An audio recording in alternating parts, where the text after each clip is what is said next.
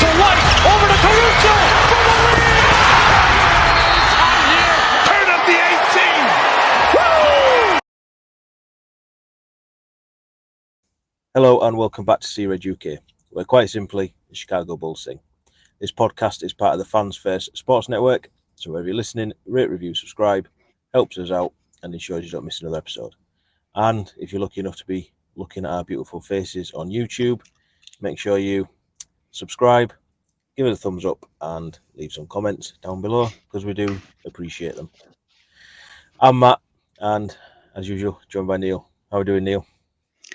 I'm good. This should be the point at which I say that I'm well rested and I'm ready to go again. However, even though I have been reasonably well rested, I feel worse for it. So bring back these 2-3 hour night sleeps and I should be good to keep rolling for the rest of the season. Yeah, I'm the same. Obviously, our last episode we did last Tuesday with Julia Poe, which if you haven't checked it out, go back, check it out. You know, brilliant guest. Absolutely. And she's worth a follow on Twitter if you don't already. And then I think I finished work Wednesday. I had 5 days off over the weekend and back to it today. But like you said, I feel worse for it. It's yeah. I mean, who said you need sleep? We're obviously just so trained now to live off limited sleep that the body goes into a state of flux if we try to feed it more sleep. So obviously, since last week's episode, Bulls played the last game before the break against Cavs, which obviously we lost. No point going over it too much because a lot's happened since then. Yeah. Too much sleep, and not enough decent basketball. As we'll get on to with the All-Star game, which obviously, All-Star weekend, shall I say. Mm-hmm. Obviously, we had that this weekend. We spoke a little bit about it on last week's episode. You asked if I was going to be watching it, and I said no. And yeah, that's how it went. I didn't watch it. Didn't watch any of it. I've seen the little snippets on like Instagram, Twitter, stuff like that, and yeah, I'm glad I didn't. 1, set an alarm to get up, 2, watch it, and 2, watch any kind of replay, rerun, or anything like that. Because, yeah, in my opinion, and plenty of other people's opinion, the whole weekend is just crap now, and just not an enjoyable experience.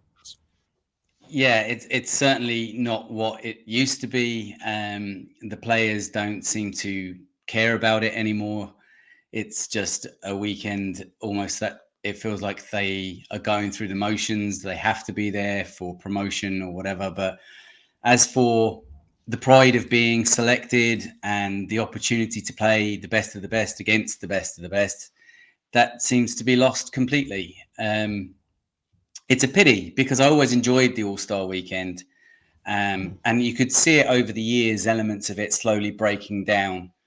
I think the first one to kind of show its signs of wearing thin on people was the slam dunk competition. And now, unfortunately, that's trickled all the way through to the All-Star game, which has just become a free-for-all for showboating, no defense. You know, I heard someone describe it as being like 2 layup drills, one at one end and one at the other end. You're just letting people go for whatever they want to go for at the other end. And that's not what it was ever about. And it's boring, frankly, for the fans. And I would expect it to be boring for the majority of the players too. I mean, it feels like they've just lost all sense of pride and it's just a big joke to them. Yeah, I mean, I imagine if you was there in person, then it's probably, from a fan's point of view, it's probably a fun weekend. Do you know what I mean? It's fun to watch, you know, and I imagine it costs an absolute fortune to go, knowing the NBA and how heavily priced things are. Obviously, everything you've just said about the players not really sort of buying into it and stuff like that. Obviously, there was no Bulls representation there. The only Bulls representation was obviously we had Tim Sinclair and the Elevators, what they call them? Yeah. The slam dunk team, which probably more enjoyable than the slam dunk contest. But, and obviously we did have Adama Sanogo playing in the G League up next game or next up game, whichever way around it is. He got 4 minutes, 1 rebound, 1 assist, and that was his weekend done. Going back to obviously the NBA's main event, it seems to be the same in other sports as well. I mean, obviously I don't follow American football, but I've heard a lot of their fans saying whatever their version of it is gone a bit stale. I know from watching the NHL that's gone the same. I mean, the players buy into the NHL one a lot more. Connor McDavid, who's considered the best player, he takes part in all of the events, the fastest skater, the skills competition, and he puts it in because he wins them. In terms of basketball or the NBA's All-Star game, they seem to be trying to make it a spectacle and an event rather than what it actually is. Do you know what I mean? It's meant to be a showcase of the best players in the league. Yeah. And they're not even taking it serious. I mean, you go through the skills competition.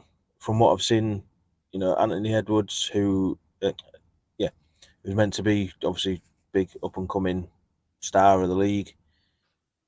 In the skills competition, he's shooting threes left-handed and missing all of them. Just because, well, he can. No other reason. Then the slam dunk contest, players don't want to take part in it. Started by LeBron, set a precedent for it. If they don't want to do it, they don't have to be in it. People wanted to see Ja Morant in it. Obviously, they couldn't this year because of his injury, but he's come out and said, I wouldn't be in it. The 3-point contest, all right, that's about as competitive as it gets because anybody could win it. Do you know what I mean? And I mean, the slam dunk contest now, it just looks like a leapfrog competition. They're doing the same dunks over and over, and that to me is not a knock on the players. How can you make it different now? I mean, how many All-Star games has there been, or All-Star weekend has there been with slam dunk contests in it? There's only so many ways you can slam a ball. There's only so many times you can leapfrog somebody. So many times you can. Do you know what I mean? And you're looking at the players who are in it now. Jaylen Brown. When have you ever looked at him and gone, I'd like to see him in the slam dunk contest? I don't know, but did you see his airball slam dunk? One of his attempts. The one where he had that special court in place, didn't they? And the one where he jumped over a chair or somebody sat on a chair, and then it turned into the Celtics home court. It looks good, that whole thing, but the dunk itself was an in-game dunk. It was. So it's I think a lot of it is the NBA still trying to make it a spectacle, and I think it's just run its course a little bit. That part of it, anyway. The game itself, that's on the players. Absolutely, 100%. And this is why. I mean, I can't remember the last time we had a competitive All-Star game.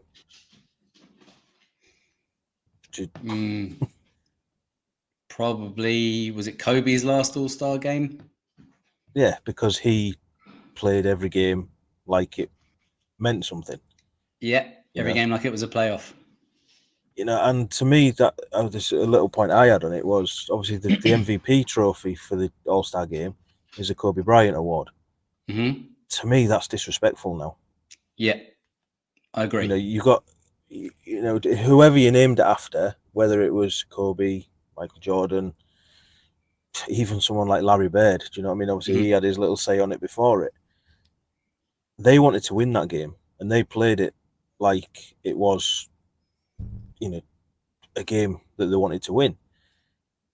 So to name the award after Kobe Bryant, and then you've got, I mean, who was it? Tatum won it last year. Dame won it this year. You know, Dame's winning it for taking 3-point shots from the halfway line. Mm-hmm. Do you know what I mean? And that, to me, is just, it's disrespectful on Kobe's name, having the award after him, I personally think. And I mean, a question for you now. Do you consider these players to be all-stars now? You know, is it something that you'd quite happily look at their resume and go, oh, he was an all-star in 2024?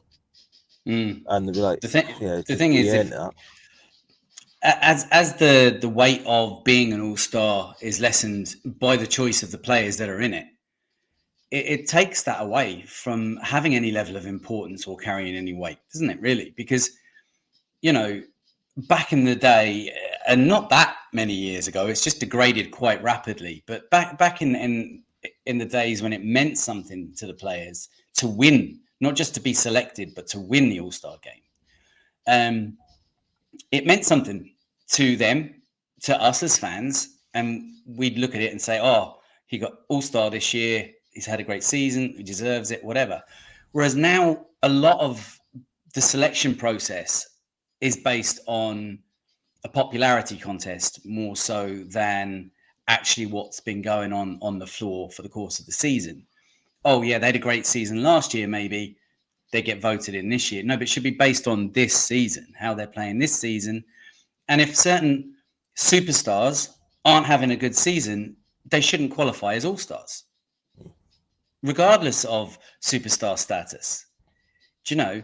And that's the whole thing. It should mean that they continue to play to a certain level in order to qualify for the All-Star game, or else you're simply not an All-Star. Okay, you could still be a superstar, but they're not mutually exclusive. But they are separated by a small margin, by enough of a margin.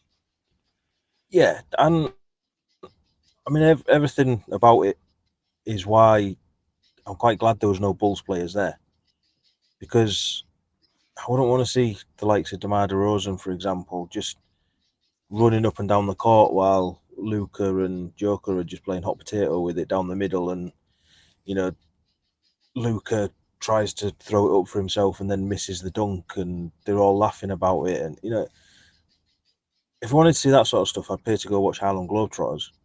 You know what I mean? Because that, to me, that's what it's become now. It's become a joke, and you know, obviously, we all said that we wanted Kobe to be there and blah blah blah. And you know, Kobe, what Casey Johnson says about Kobe, that although he respects it and he respects the fact that if he was asked to do it, he'd go. He prefers the break and going home to see his family. Mm-hmm. And you know, I'm not trying to put words into Kobe's mouth or anything, but I think that's fair enough. Do you know what I mean? It's because he probably wouldn't see it as that much of an honor to be an all-star these days, just purely because the game is that much of a joke. Mm-hmm. You know, and yeah, it's good to see the stuff that goes on around the game. You know, that when Joker did that, not Joker, Luka did the, you know, said he was going to do that bounce shot. He'll get it in off the bounce. You know, you want to see stuff like that. That's good to see. And the way him and Joker are having a laugh with each other, you know, pouring water on each other in interviews and like shooting at the same time. And, you know, that's good to see, because you see a different side of players that they're not normally teammates and stuff like that. Mm-hmm. But with the actual game itself, you want it to be at least semi-competitive. You know, nearly 400 points is just ridiculous. Yeah. And even Adam Silver, you could see that he was pissed after it. Well, because he'd been promoting it as it was going to start to see an incline of competitiveness. Seems to be the buzzword at the minute. And when it wasn't, his presentation at the end and his little speech said it all. And he's like, well done, you scored the most points. Do you know, as opposed to the winners of the All-Star game. For me, that said volumes that he's not happy with the way it panned out. Yeah, and I kind of get it from the player's point of view. Do you know what I mean? We're 27 games away now, or Bulls are anyway, from the end of the regular season. They don't want to be picking up an injury in an All-Star game. Do you know what I mean? So, do they move the weekend? So, answer me this: in your memory, how many major injuries can you remember being picked up in an All-Star game? Yeah, well, that's when players were tough, and you know, there's none of this load management bollocks and stuff. Then was there? Do you know what I mean? They probably did pick up injuries. They just carried on playing through them. You know, it's like you say, it's snowflake stuff, isn't it? Because the same argument comes up about playing for their country. Yeah. Oh, I don't want to go off playing for my country because, you know, I don't get paid to do that. I get paid by my regular club team, and I don't want to pick up an injury playing for my country when, you know, I should be healthy for playing for my club team, right? Yeah. But where's the pride gone? Yeah. There should be pride of, you know, to coin a phrase of someone that we don't like to mention, but you have a certain name on your jersey and you should be proud of what's written on your jersey, right? Yeah. And whether that's Chicago Bulls, whether that's Team USA, or whether that's All-Star East or West, you should be proud to be selected, to be honored, to be named to these squads. Yeah. And unfortunately, that seems to be lost. And everybody cares about, oh, if I play X and X amount of extra games, I'm going to be tired. I'm going to be more likely to pick up injury, and I don't want to. So therefore, I'd rather, you know, say no to that. I'll decline that. Thanks very much. I'm going to go off and play my 82 game season, which they don't even. I mean, how many players play the 82 games anymore? Very, very few. So, if you ask me, I think somewhere along the lines, the pride has been lost. And, you know, Stephen A. Smith, who I am not a fan of, and we were talking about this today before we started recording, he had a bit of a rant, as is his want anyway, but he had a bit of a rant about the fact that he blames it and pins it all on LeBron, because LeBron was the first mega star, superstar, whatever you want to call him, that came out and said, nah, I'm not doing that when it came to the slam dunk competition, right? He also, nah, I'm not doing that, playing for Team USA. And this is a player that, look, whether we like it or not, he is this generation's Michael Jordan, right? So for all the newer players, all the younger players that didn't get to see the hardcore teams that played back in the 80s and the 90s and even the early 2000s, they've watched these types of players that have come along and the likes of LeBron saying, nah, that's below me. So now they're beginning to do the same thing. And that's where the culture's getting lost. So I'm not pinning it entirely on LeBron like Stephen A. Smith did, but he has a very good point that when players like that start to belittle the example. Exactly that. Yeah, I mean, there's a couple more points that I'd noticed. You see, before it, they announced that every player that was there was going to get a ring. Yes, yeah, I did. You know my thoughts on participation trophies. I do. I do. You know, to me, all right, yeah. For somebody like Jalen Brunson, for example, yeah, that's something for him to look back on, because chances are that's going to be the best thing he achieves. Potentially. You know, possibly a strong run in the playoffs or something like that. But from a personal point of view for him, that's probably, yeah. I'm not saying that he won't win a title ever, but, you know, but you shouldn't want a ring. The being an all-star should be pride enough. Yeah. In, you know, to have it on your resume. Do you know what I mean? And like I say, to me, I don't look at these as all-stars anymore. All right, they're some of the best players in the league, some of the best players in the world, but it's a joke to call him an all-star. And on LeBron, they make out, it's his 20th all-star. Yeah, impressive. But how many of them have actually been competitive? He didn't even play 14 minutes, or he played about 14 minutes in this one. You know what I mean? Yeah. So, yeah, that's just, to me, it's just a joke. And going back to what you were saying about, players not playing the 82 games anymore, you got Jaylen Brown coming out saying about that he thinks that 65 limit is too high. It should be about 58. And it's like, Yeah. you're getting paid to play, and he is getting paid more than anybody to play. And he's basically saying he don't want to play. Yeah.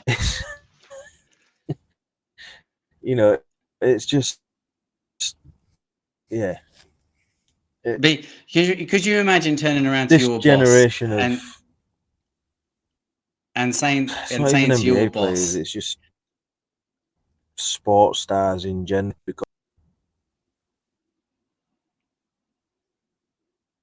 Are you still with me? Yeah. Okay.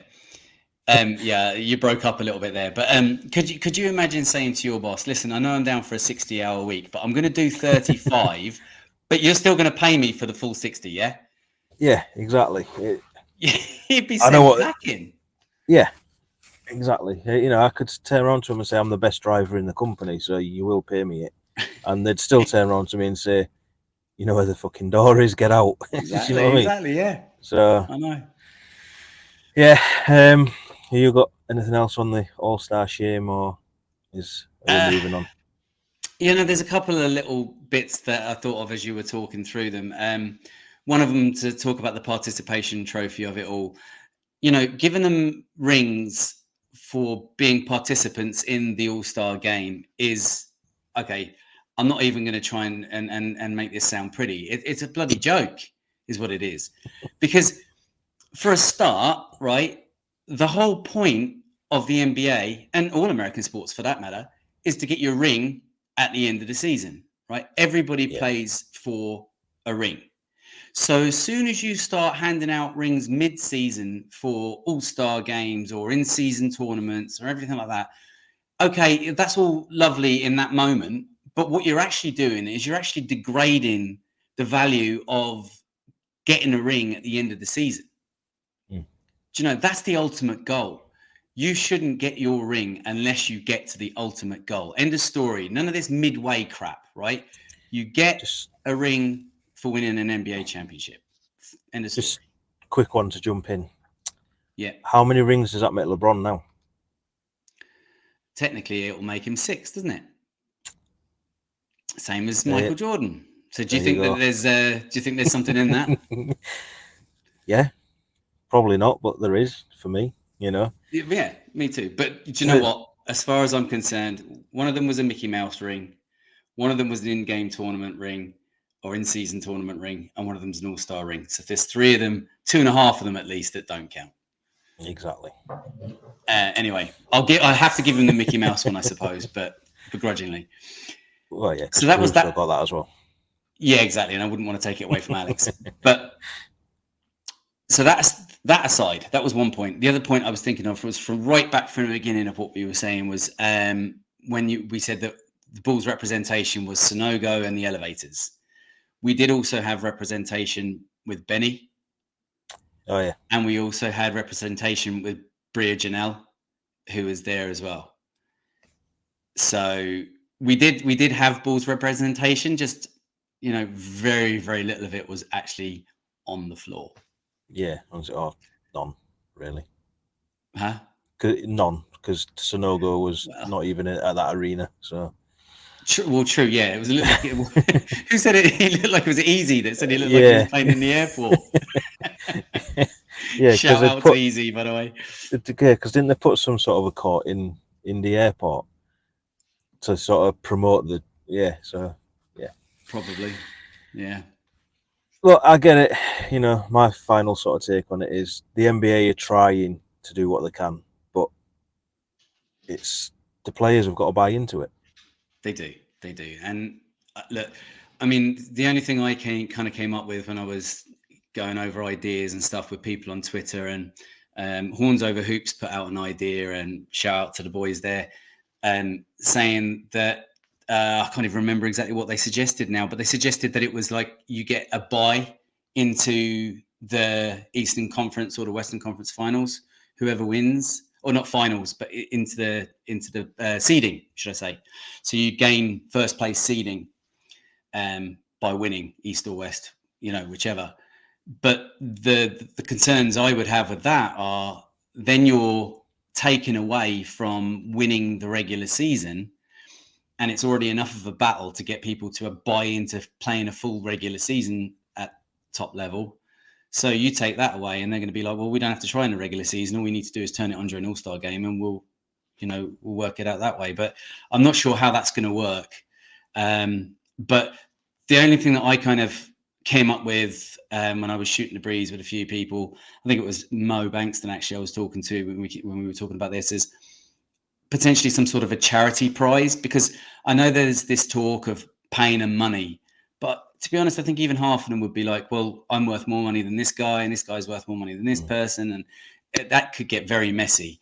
So if there was a charity prize fund, a big pocket now of money, maybe 500,000 or something like that, to go to a charity of their choice, that could very well be incentive for a lot of the players to buy in a bit more. But I also think they need to do something rather than just scoring. They need to introduce some sort of an incentive to keep the score lines down as well. So I think if you keep your opposition below 150 points, below 100 points, below 90, 80, 70, it incrementally reduces the amount of money for the other team, and for the team that's kept lower, the team that gets the winning score, it actually raises theirs. So it kind of almost chips off one side's charity prize and brings it to the winning team that way. For the lower you keep their scoreline down, something like that. They need to do something. Yeah, and I mean, I imagine they're already looking at next year's and working out how they can change it, improve it. Excuse me. Obviously they brought in the Steph against Sabrina 3-point thing.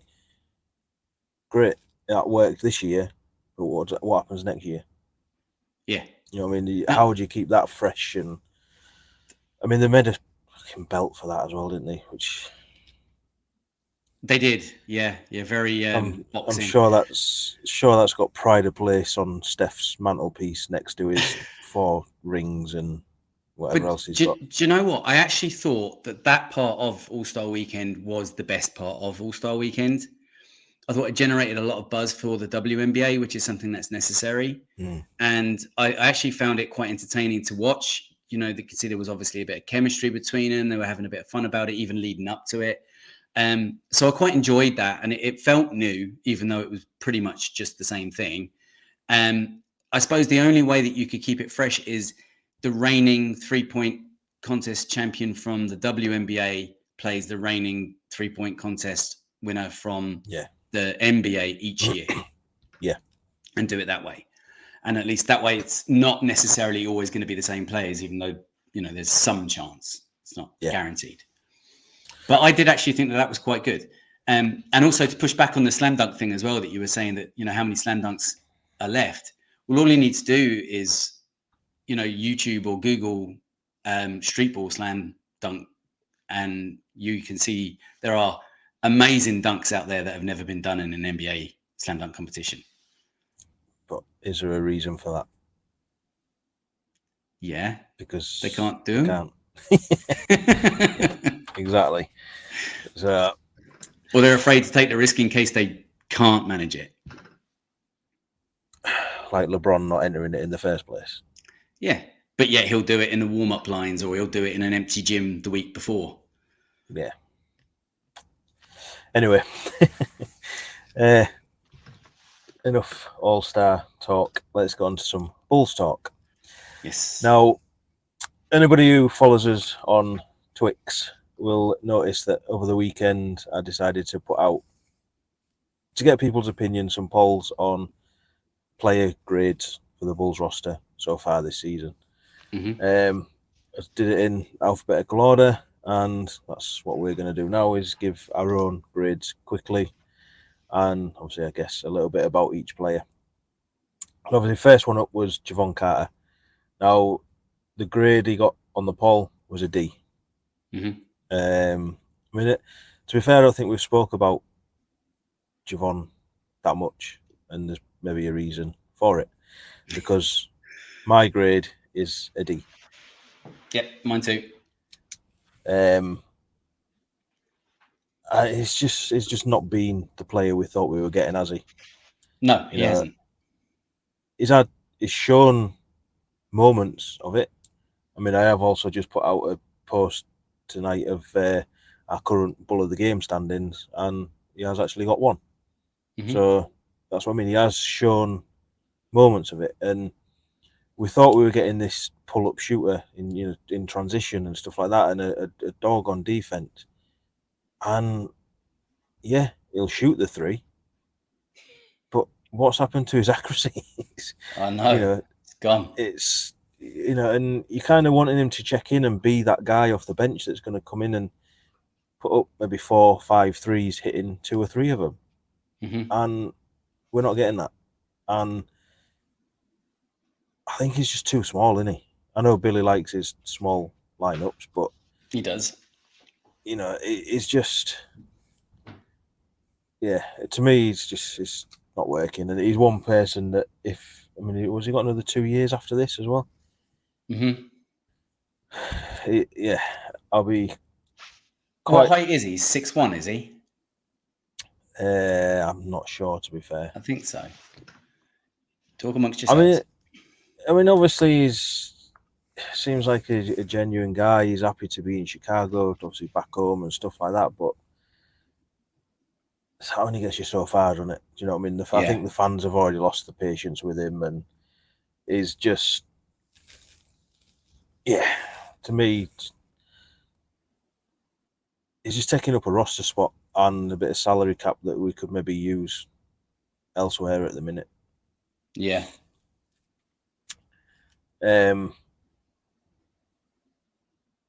But 6'1".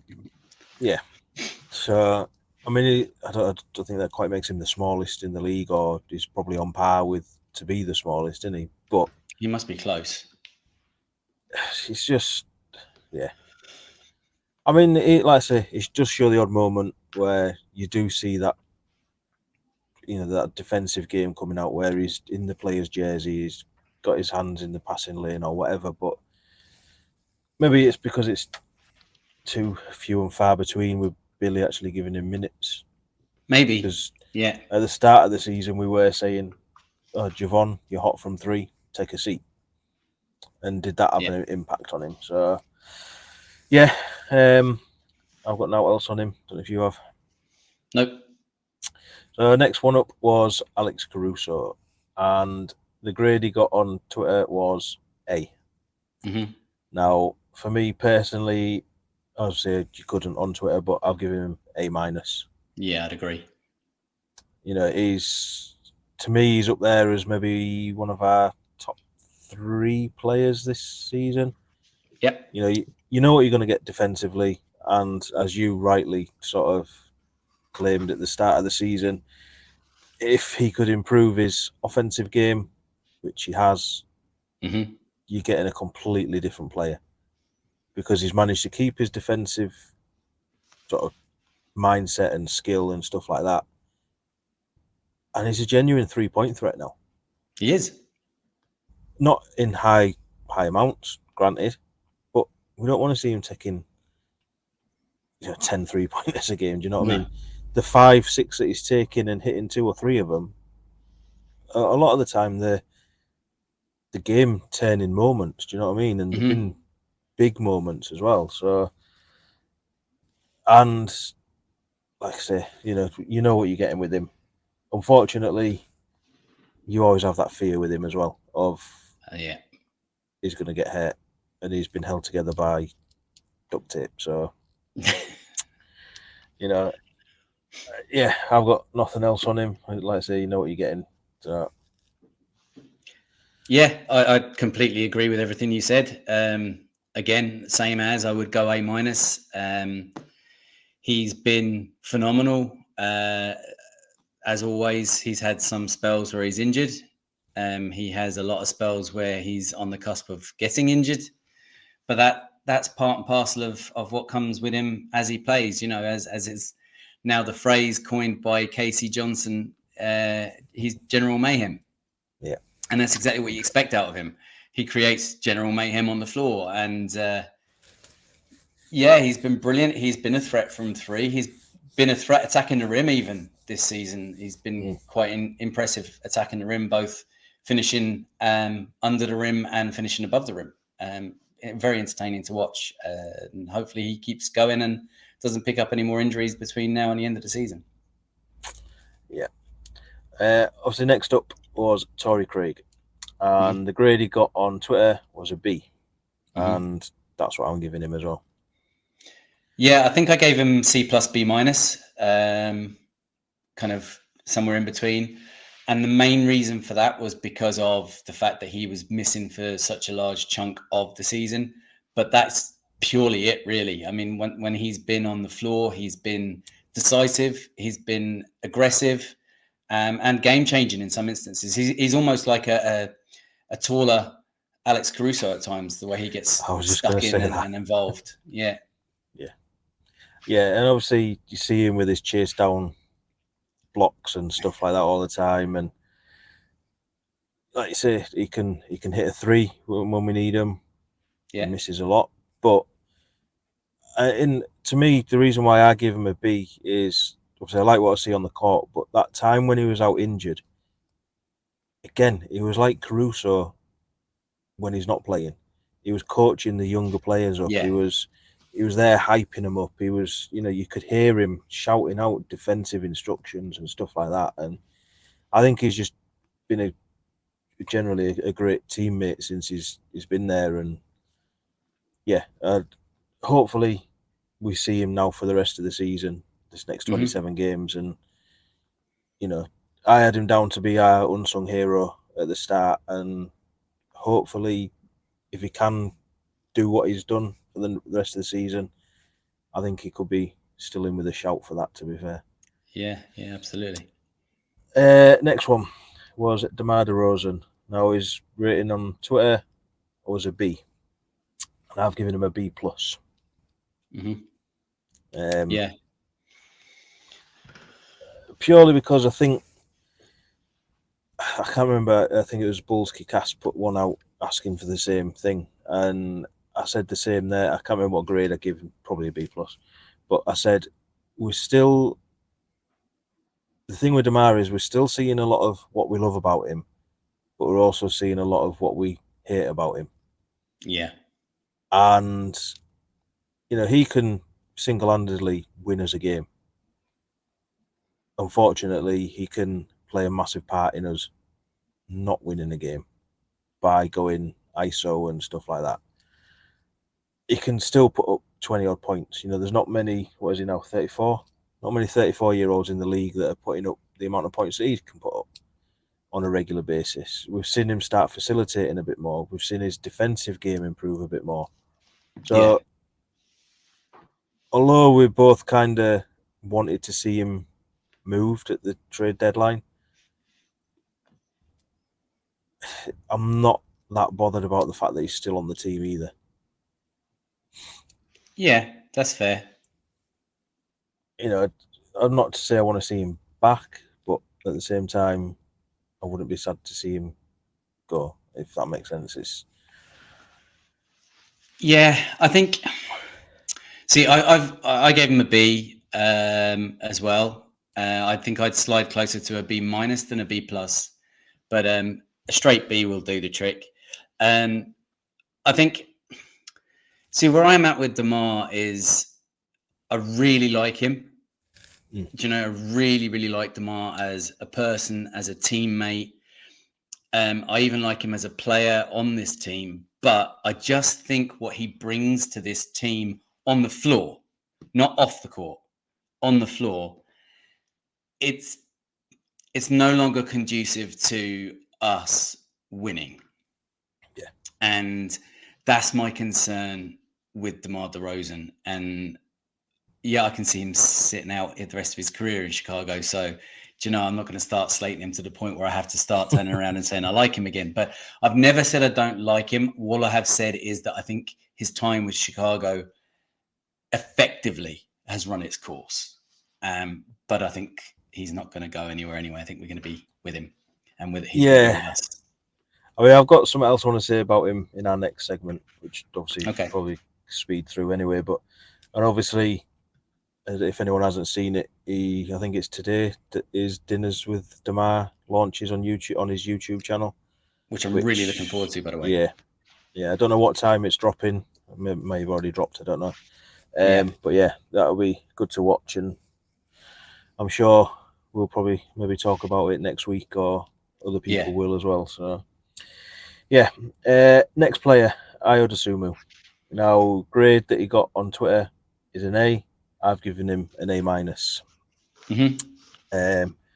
Slow start, but through January, you know, he was a 40, 50, 90 for the month, which no Bulls player's ever done.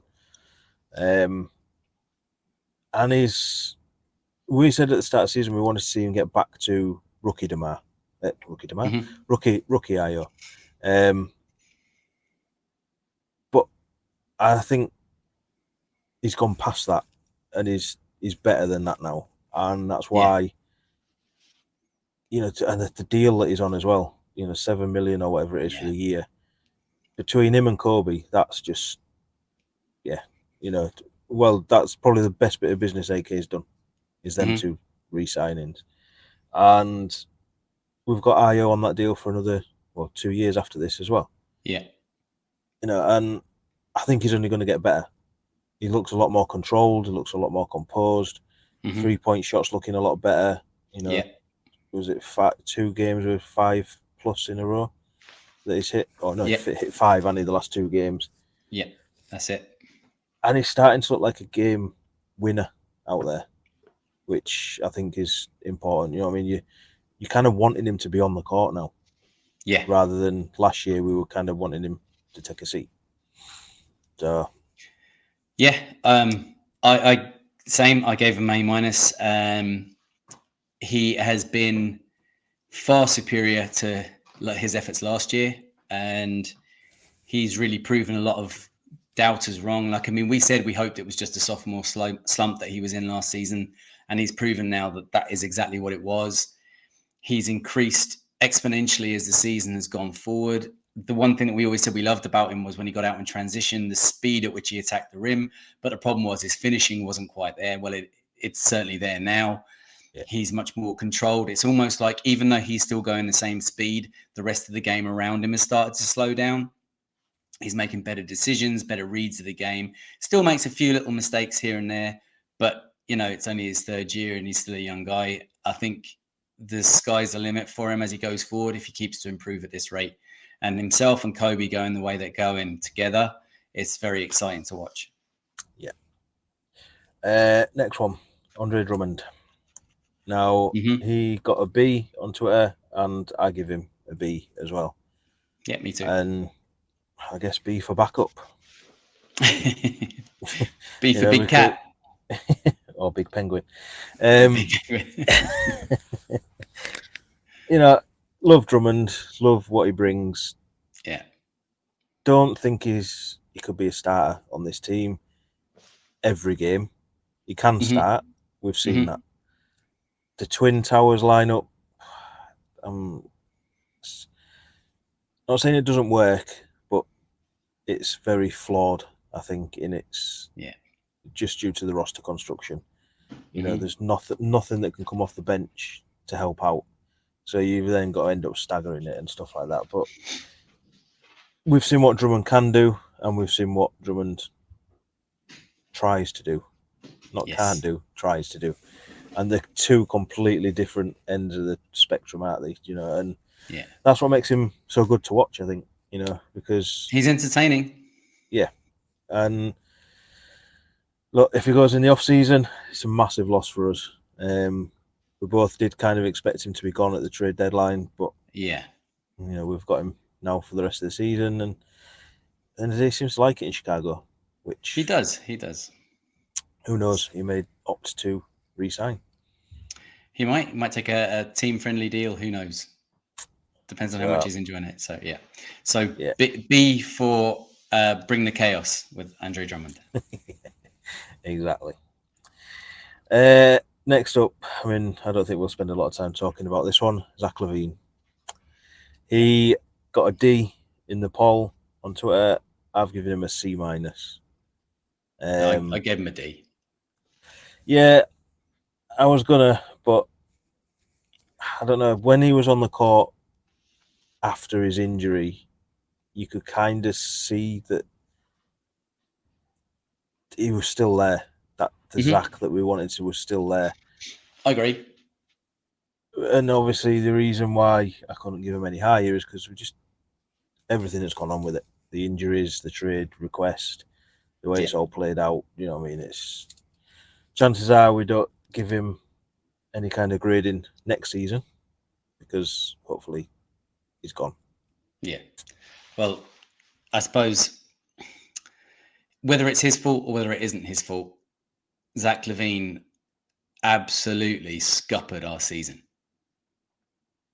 Yeah. Do you know? And that's what he's going to be remembered for this year, regardless of the intricacies that go with that. The fact of the matter is everyone's just going to be like, he fucked our season. Yeah. And that's the end of it. So I said I begrudgingly went D, but it would be kind of like a high D plus, low C minus. Yeah. Just at the end of the day, we still know that there is a decent player in there.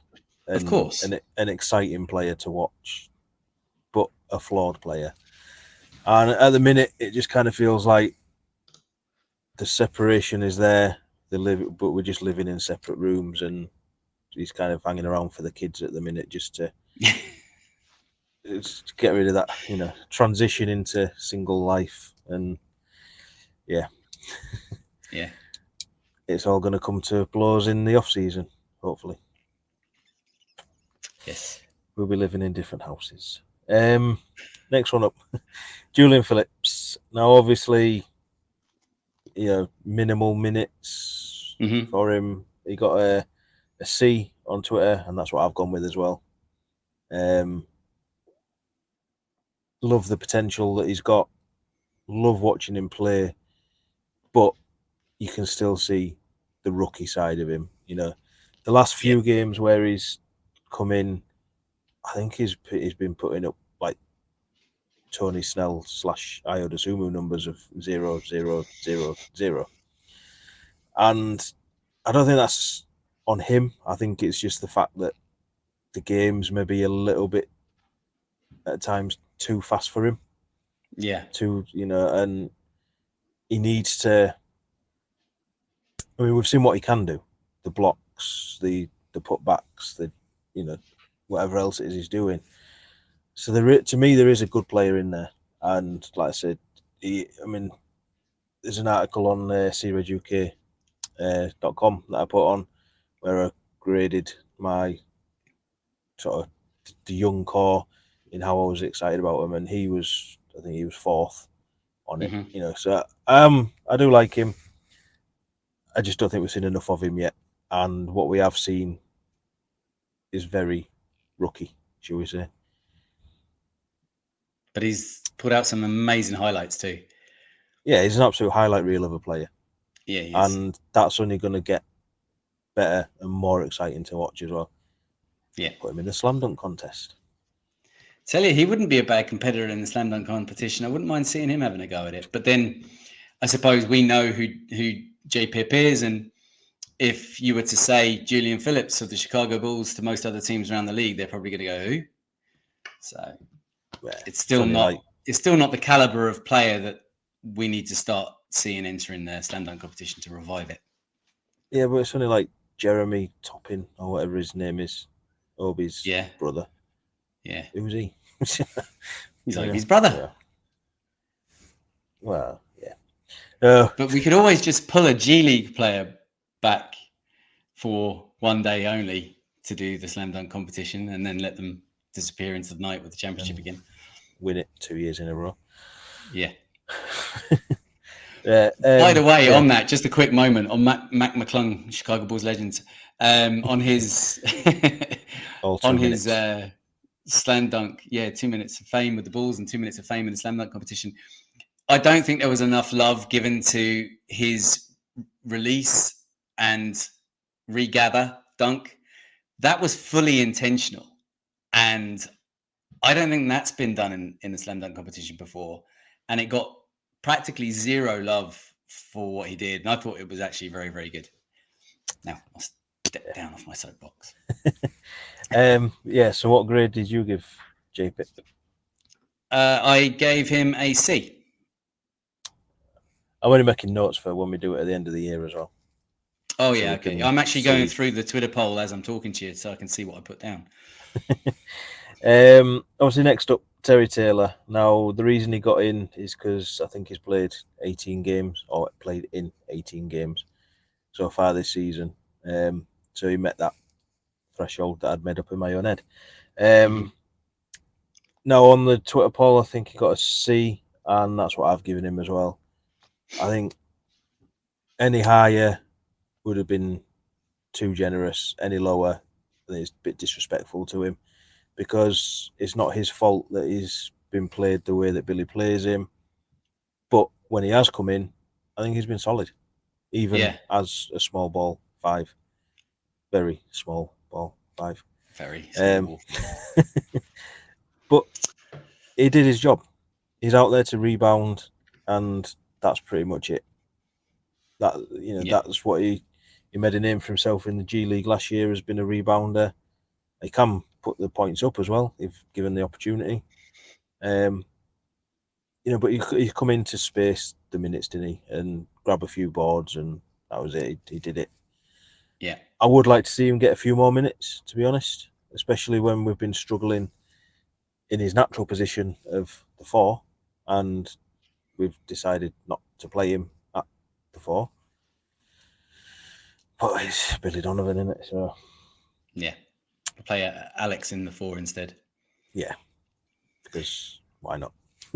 Why not? So, yeah, so I gave him a D, but kind of similar to what you said. I said, we see, before you call me disrespectful, let me finish what I wrote. I did say it's not entirely his fault that I gave him a D. Not played many minutes, and what he has had has been out of position. But he's done a pretty good job, even when outsized, so it's a high D. So it's a D+. A big D. Big D. You're giving Terry Taylor the big D. If that's the way you want to hand it to him. Not me handing it to him. Yeah, Moving next on. one. Dalen Terry. Twitter poll, he got a C, and I've given him a C+. Yeah. I gave him a C as well, I think. I can't seem to find C. it. But yeah, straight C.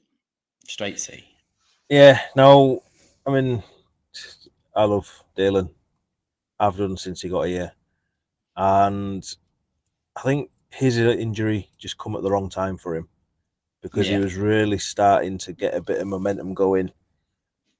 I mean, obviously, the way he plays the game led to how he got the injury, really, didn't it? Because he was just going all guns out and stood on whoever it was, ankle or foot, rolled his own ankle.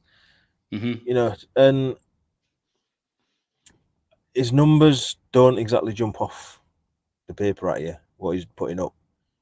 But the one stat that I have noticed with him is he played 38 games last season, and he's played 35 games so far this season, and his minutes have just gone through the roof for him. Which, considering a lot of Bulls Nation wanted him in China at the start of the season, he's shut him up. He's showing that he can hit a three occasionally. He can airball Yep. a three more occasionally. But he's willing to shoot. And once he's shot, he was willing to chase it. So if he does miss it, he regathers it and posters Jill and Suggs, whoever it was that he did in the Magic game. Is probably one of our best defensive players for somebody who's so young.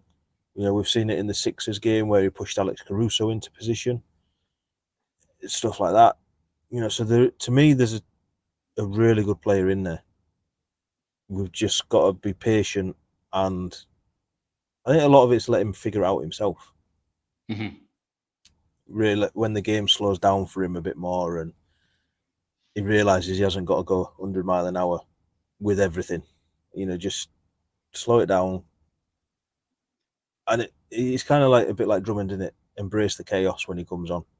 Yeah. But we kind of need to lower that chaos, I think, with Dalen. And then, to me, we've got a good guard/wing, depending where you want to play him. Yeah, definitely. I like Dalen a lot. I find it impossible not to like him. He's just such a lovable character. Still fundamentally flawed, as you say, but getting better. And you know, it's not that long ago that we were, and I say we as in Bulls Nation, ready to write off Kobe. And it's only last year people were writing off Io. So give Dalen a chance, and hopefully he'll come through as well. Because at the end of the day, what we need is this young, cheaper talent to start coming through, or else we're never going to build a team. Yeah, exactly. Next player, Vooch. Now, Twitter give him a C. I'll give him a C+. Ooh. I would give him an F for frustrating, but the poll didn't go that far down. And I mean, I think we've spoke about Vooch enough this year for people to know where my head is at with him. And to be fair, it's where it's always been at with him. And if anything, it's probably even worse this year because the amount of little hook shots he's missing and his little bunny shots around the rim that he's missing, and that's not even to mention the 3-point shots that he's missing. Do you know what I mean? He's just, and he's a liability on defense, but he still gets the double doubles. Probably the laziest double doubles any NBA player ever gets, but probably he gets them. And we saw when he went out with his injury that Drummond could step up for so much, but we also saw we missed him. So yeah, I'm off the Vooch train, but I'm not completely over Vooch. I may say it every so often on Twitter, get him off the team or whatever, but that's just my frustration coming out. Well, I think me being on the Vooch train, it may have derailed because I did give him a D. And it's purely because everything that I've always credited Vooch with, catching the bunnies, spacing the floor, hitting threes when we need him to, making the hockey passes, he hasn't really been doing any of that this year. And as far as I'm concerned, the double doubles can take a run and jump if they're not being changed into winning games.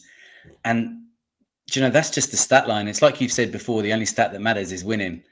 And for me, Vooch hasn't been affecting the team in that way this year, whereas he would have done in the past.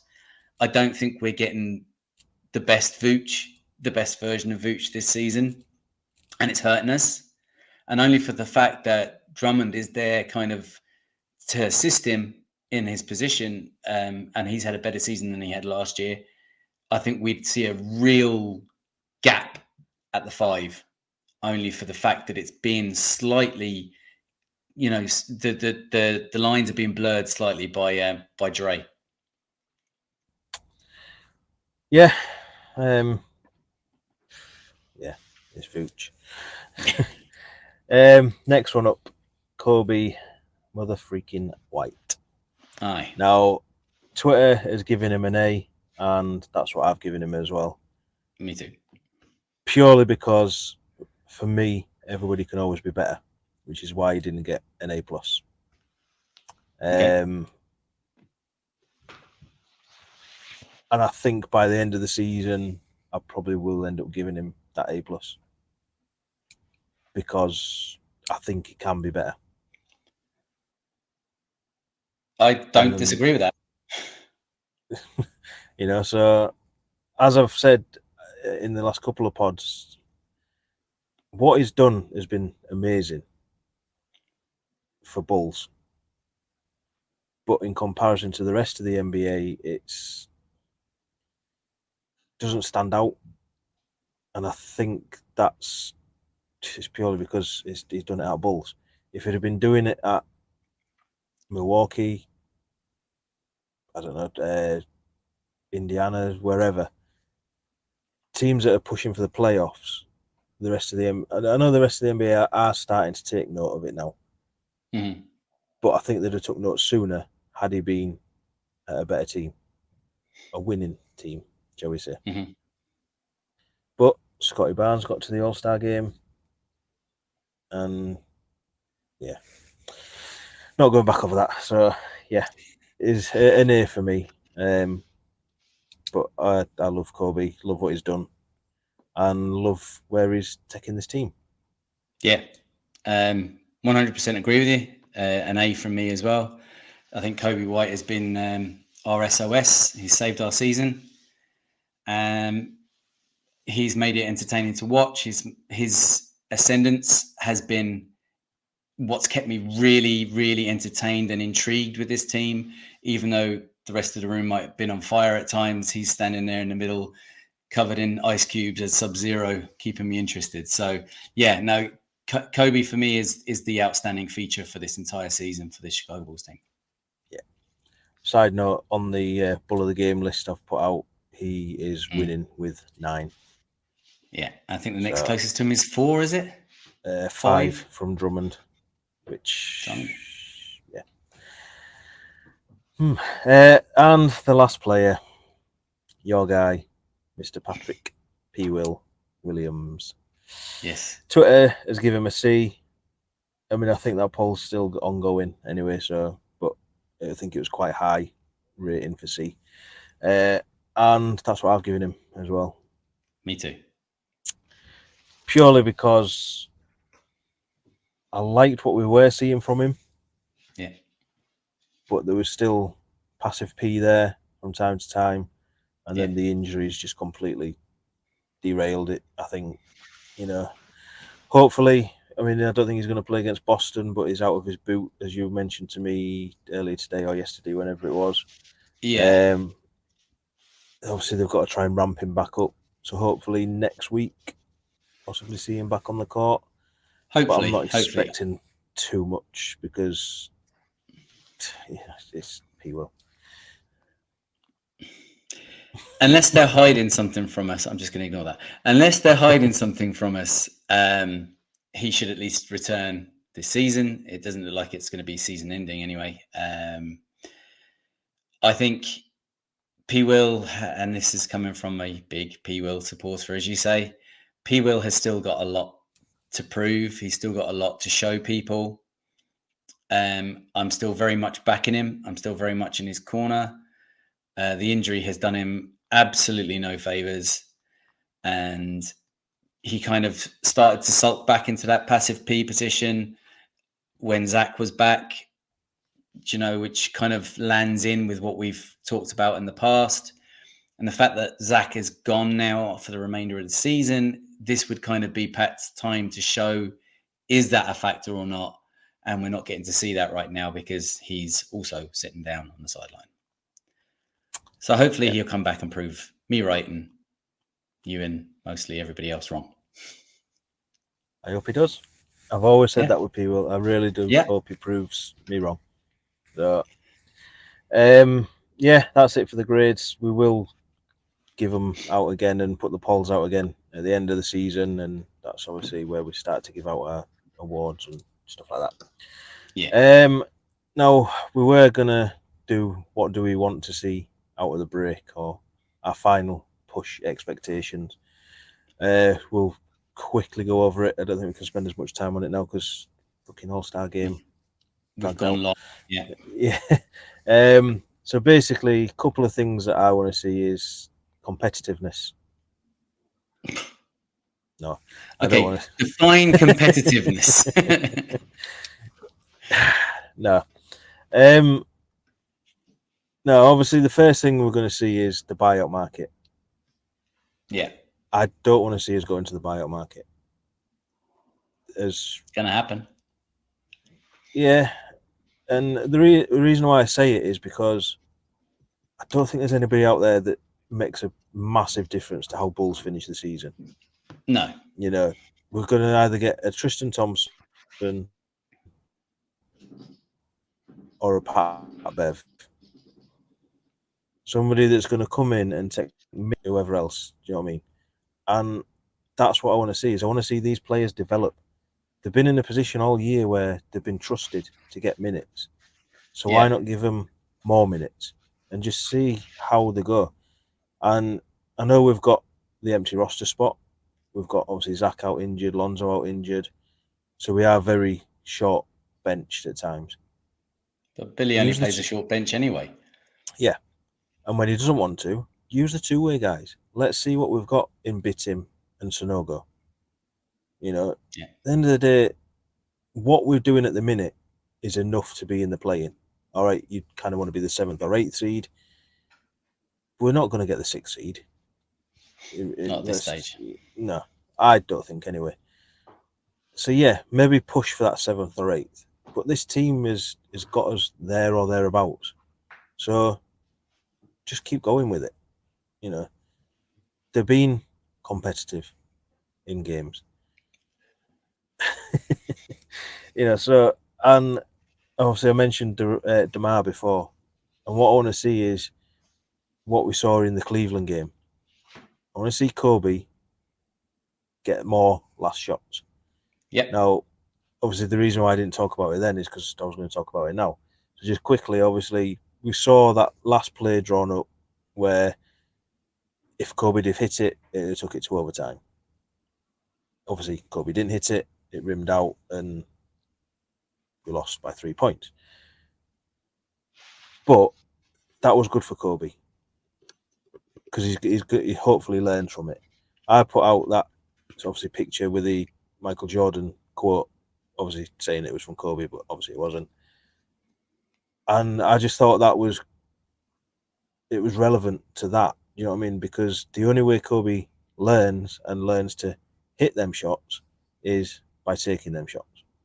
Yeah. And the only way he takes them shots is by being trusted by Billy, trusting himself more than anything, and being trusted by the likes of DeMar to take the last shot.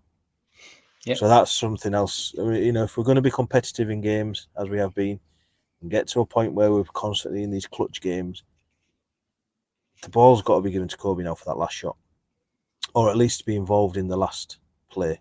Doesn't necessarily have to take the last shot, as I've said before, but let Kobe dictate what's going to happen. Right, he's the point guard, after all. Exactly. So they're my main sort of what I want to see, and obviously I want to see us win. Yeah, definitely. I'd like to stay above 500. Obviously, we're not likely to get to 500 by the end of the season on our overall record. But I'd like to see us remain above 500 for the next 27 games. I don't think that's asking too much. And we've been above 500 now since Christmas anyway, I think is, as a team. And let's keep that going. If we'd started the season the way we've played through the middle of the season and now towards the end of the season, who knows where we'd be. So let's hope that continues and that we don't fall back into more like the way we started the season. Yeah, I mean, what are we at the minute? 3 games under in the overall record, and I guess, unless you've got any more, what you want to see onto what we will see, should we say? I just want I want to see what I think is competitive out of this team. And what I think is competitive out of this team is to go out and try and win every single one of the next 27 games. Yeah. And try and climb the table as far as they can and make an impact and try and turn this around a little bit. But then I don't think that what I think is competitive is what AK is set out as being competitive for this team. So It's kind of irrelevant what I think, right? Yeah.